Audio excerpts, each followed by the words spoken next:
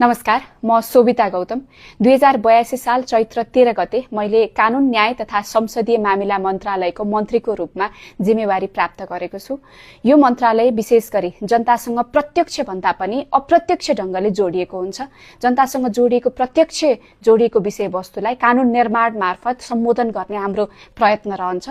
यस मन्त्रालयमा मैले पहिलो निर्णयको रूपमा जबरजस्ती करनी र जबरजस्ती करनी पश्चात हुने हत्या जस्ता जघन्य अपराध, यौनजन्य कसुर र बालबालिकासँग सम्बन्धित कसुरहरूमा विशेष गरी संलग्न व्यक्तिहरूलाई दण्ड सजाय गर्ने, कारबाही गर्ने लगायतका विषयवस्तु र पीडितहरूले शीघ्र न्याय पाउने विषयवस्तुहरूमा हाम्रा कानूनहरूमा कहाँ अवरोध छन् ती कानूनहरू पहिचान गरेर तिनलाई संशोधन गर्ने उद्देश्य अनुरूप पहिला सुरुमा ती कानूनहरू पहिचान गर्नको लागि एउटा अध्ययन कार्यदल गठन गर्नुपर्छ भन्ने ठानेर एउटा अध्ययन कार्यदल गठन गरेको छु। पहिलो निर्णय मेरो त्यो रहेको छ। अब त्यो अध्ययनबाट आएका निष्कर्षहरूमा टेकेर हामीले कानून निर्माणलाई अगाडि बढाउने हामीले उद्देश्य राखेका छौं।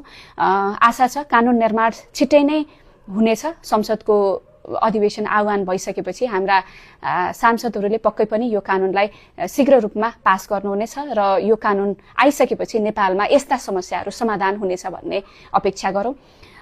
र हाम्रो मन्त्रालय कानून र न्यायसँग सम्बन्धित भएका कारणले गर्दाखेरि कसैले पनि कानून र न्यायसँग अहिले भइरहेका कानूनहरूबाट न्याय पाउनु भएको छैन, कहीं समाधान गर्नुपर्ने विषयहरू छन् भनेदेखि सुझावहरू पठाउनको लागि पनि म अनुरोध गर्न चाहन्छु। यहाँहरूसँग म निरन्तर जोडिने रहनेछु। हवस् त, धन्यवाद।